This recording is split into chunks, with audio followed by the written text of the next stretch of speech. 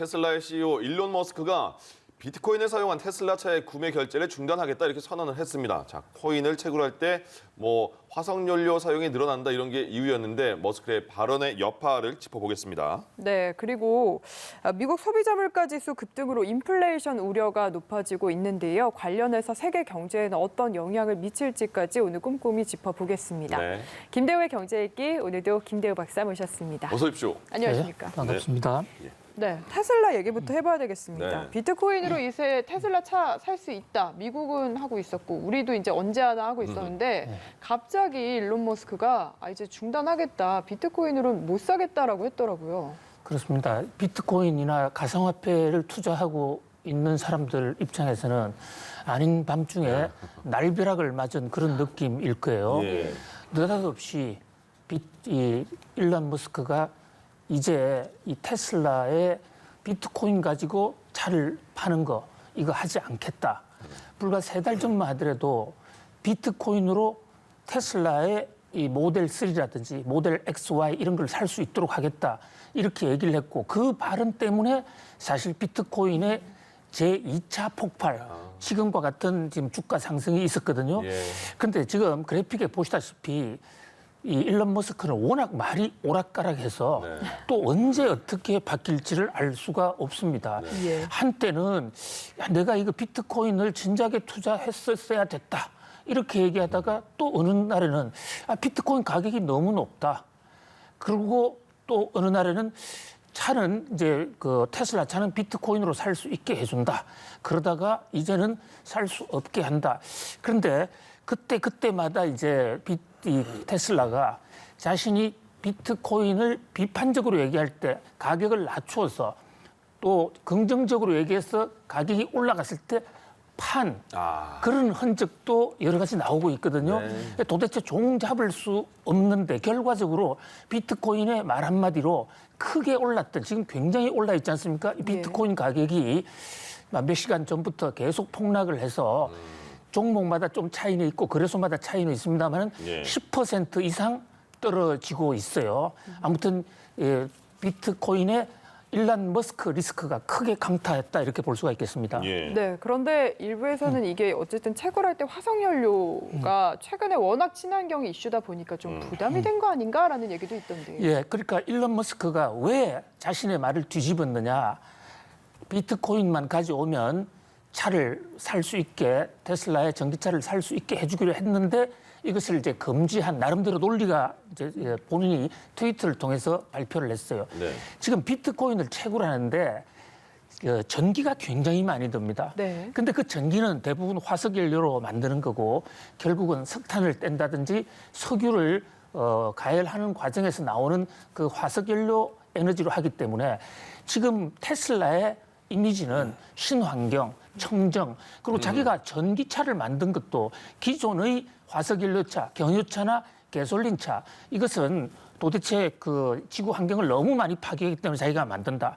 그리고 테슬라가 틈만 있으면 화성 가자 그러지 않습니까? 화성을 가는 이유가 뭐냐면 테슬라의 논리에 따르면 지금 지구상이 너무 오염돼가 지구가 망해서 더 이상 인간이 살 수 없게 될지도 모른다. 그래서 깨끗한 사람들끼리 깨끗한 화성 가서 살자. 그래서 스페이스X를 만든 거거든요.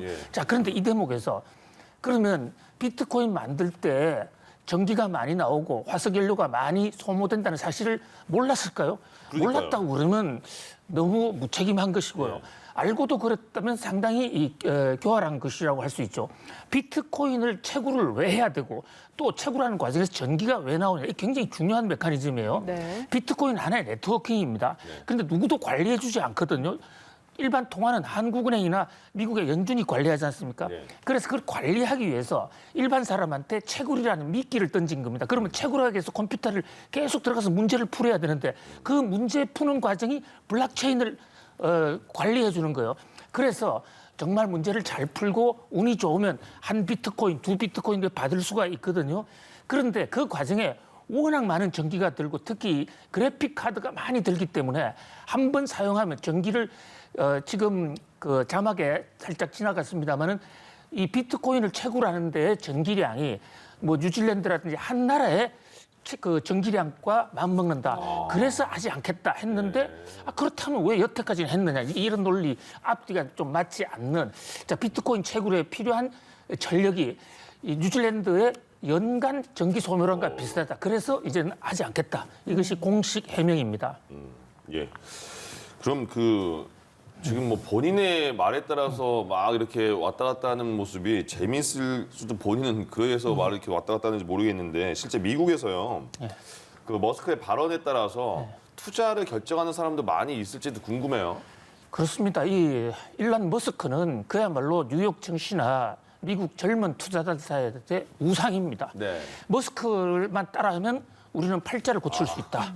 그래서 전체 인구의 약 37% 같은 경우는 비트코인 투자를 할 때 반드시 테슬라의 트위터에 들어가 본다. 네. 저도 일어나자마자 테슬라 트위터를 들어갑니다. 네. 비트코인을 하고 안 하고 이 문제가 아니라 이 사람이 또 어떤 임팩트 있는 말을 던졌을까?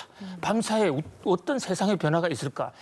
그런데 이제 미국 전체의 37%가 저거를 보고 있다는데 저기는 투자하지 않는 사람들까지도 비율이 나와 있기 때문에 네네. 사실상 37%보다 더 많은 사람들이 테슬라에 의존하고 있다. 머스크 말 한마디를 볼에 따라다닌다 할 수 있거든요.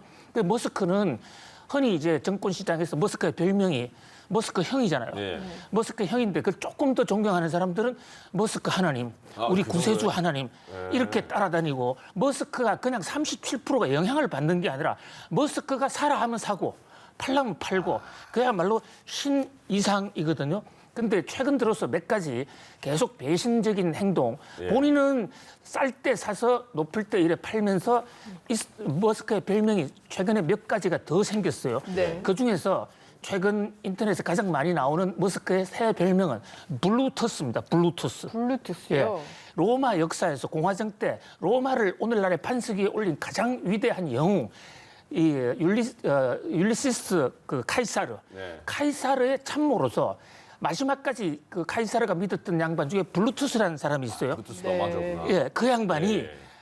저 카이사르를 암살해 죽이고 배신하거든요. 예. 그때 죽어가던 이 카이사르, 율리시스 카이사르가 블루투스 너마저. 그래서 가장 심각한 배신을 당했을 때 쓰는 말이 예. 블루투스 너마저 아닙니까? 예. 그래서 뉴욕 증시나 이 비트코인 업계에서는 이제 일론 머스크는 배신의 아이콘인 블루투스다. 예. 이렇게 얘기하는 사람도 있습니다만은 그러나 여전히 영향력은 상당합니다. 아, 그렇게 본인이 이제 영향력이 있는 사람인지 알 텐데 그러면 발언도 조심해야 되겠고 그것도 문제지만 또 그런 한 사람의 발언 때문에 그렇게 그 코인이 등락이 그렇게 심한 것도 굉장히 불안한 요인인 것 같아요. 그것도 문제 아닐까 싶어요. 그렇습니다. 만약에 저런 행동이 주식을 대상으로 일어났다 그러면 자본시장법 위반으로 당장 구속되고 뭐 징역 한 3, 40년 정도 나올 거예요. 예. 그런데 가상화폐는 금융자산이 아니기 때문에 그런 규제법도 없고 그냥 길거리 지나가다가 내 상품 그림을 3,000원짜리를 5,000원에 팔았다든지 5,000원짜리를 100만 원에 파는 이런 행위와 다르지 않기 때문에 처벌할 방법은 없거든요. 이제 이런 면에서 자, 그 머스크의 심리가 과연 무엇일까? 뭐 자기가 세상을 쥐고 있다는 영향력을 행사하는 그런 것일 수도 있고 예. 또 하나는 지금 또 하나의 모종의 투자를 기획하고 있는지도 모릅니다. 지금 일각에서는 자 이게 왜 머스크가 비트코인 하지 않겠다 그러면서 그 트위터를 자세히 보면 화석연료를 비트코인은 너무 많이 사용한다. 그러면서 이 화석연료 전기를 사용하지 않는 좀 덜 사용하는 가상화폐를 하나 개발해야 되겠다. 이런 얘기를 했거든요. 네. 이 대목과 관련해서 일각에서는 이제 머스크가 비트코인은 버리고 전기 사용이 조금 적은 새로운 가상화폐를 발굴해서 투자하는 것이 아닌가. 네. 이런 얘기도 나오고 있는데 확인은 되고 있지 않죠.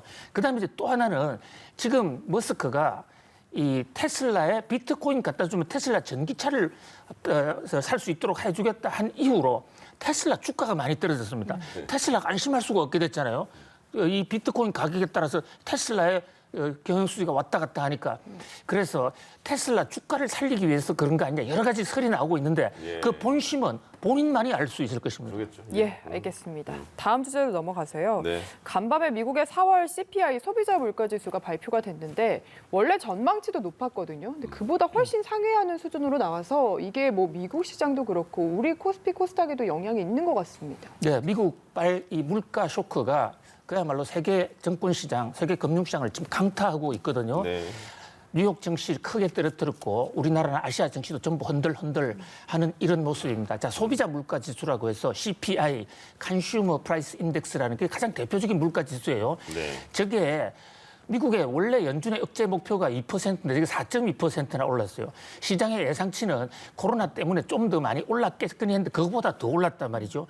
그러니까 이제 세간에서는 난리가 났습니다. 자, 이 오르는 물가가 인플레로 되는 것이 아니냐. 하나 퀴즈 하나 낼까요? 인플레와 물가는 어떻게 다를까요? 아, 물가 상승이 인플레이션 아니에요? 뭐 거의 90점이지만 아. A 플러스를 받기는 조금 어렵습니다. 그래요? 예, 물가는 상품 가격이 오르는 것을 우리가 물가라고 네네. 보고 그다음에 인플레는 그 물가 상승이 몇 달 이상 기조적으로 굳어져서 경제에 타격을 주기 시작하는 이것을 인플레라고 그럽니다. 차이가 좀 있네요. 예, 물가 상승의 기조적인 현상 이게 인플레거든요. 그러니까 지금 현재 미국은 물가는 상승이지만 예. 인플레는 아니다. 이게 지금 연준의 입장이에요. 네. 그런데 일각에서는 이렇게 갑자기 오르면 이게 기조적으로 물가 상승에 그치는 게 아니라 인플레로 굳어지지 않겠는가 이런 우려가 나온 거죠. 예. 그러면 인플레가 되면 빈부격차라든지 많은 경제 문제를 야기할 수 있으니까 연준이 금리를 올릴 것이다. 또는 테이퍼링을 할 것이다. 이런 우려, 이것을 이제 경제학에서는 긴축 발작 현상이라고 그러는데요. 네. 테이퍼 텐트럼이라고 하죠. 이것 때문에 지금 주가도 떨어지고 이러는데 우리나라 기재부 차관, 2억 원 기재부 차관은 이거 기저 현상이다. 그러니까 인플레는 아니다.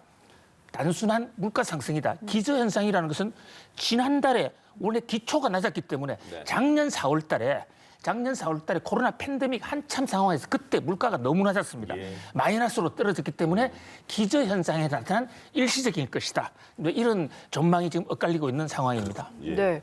근데 어쨌든 뭐 이게 당장은 일시적이라고 하더라도 장기적으로 길어지면은 이제 경기 좋아지고 나면 풀었던 돈 회수도 할 거고 금리도 올릴 거고 이건 예정이 돼 있잖아요. 그러면은 변동성이 큰 장세에서 좀 소비자분들 어떤 식으로 대처를 해야 될까요? 그 예정이 돼 있다라고 단언할 수는 없습니다. 예, 그렇게 예. 될 확률이 높다. 네. 이렇게 경제 현상은 한치 앞을 모르는 것이죠. 너무 단정을 했네요. 예, 네. 금리 인상 기조로 갈 가능성이 매우 지금 높은 상황이죠. 왜냐하면 돈을 너무 많이 풀었으니까. 네. 그러나 돈을 푼다고 해서 바로 그것이 금리 인상으로 반드시 연결되는 건 아니에요. 돈 푼 만큼 그것이 공급제를 더 많이 만들어내면 물가는 떨어질 수도 있습니다. 그러나 현재로서는 물가가 올라갈 가능성이 상당히 높죠. 지금 그런 와중에 미국에서 송유관 지금 해킹 사건까지 터졌잖아요. 네. 그러니까 제때 기름을 공급하지 못하다 보니까 지금 가솔린 가격이 폭등하고 있거든요. 그래서 물가 인상이 기조화되는 인플레로 갈 수가 있고 거기에 따라서 금리 인상이 될 수 있기 때문에 개인 투자자들 입장에서는 그 빚내는 것을 상당히 좀 조심해야 될 것으로 보이고요. 또 네. 하나 투자하는 입장에서는 한쪽에서는 지금 금리가 오른다고 하는 얘기도 있고 아직은 기저 현상에 불과한 것이니까 주가가 더 올라갈 것이다. 이러니까 너무 놀라지도 말고 예. 너무 좋아하지도 말고 현실 있는 것, 특히 경제 지표를 조금 더 빨리 예측해 가면서 따라간다면 투자에 큰 손실을 입지 않을 수 있다. 이렇게 말씀드릴 수 있겠습니다. 알겠습니다. 김대호의 경제 읽기, 김대호 경제학 박사와 함께했습니다. 고맙습니다. 감사합니다. 감사합니다.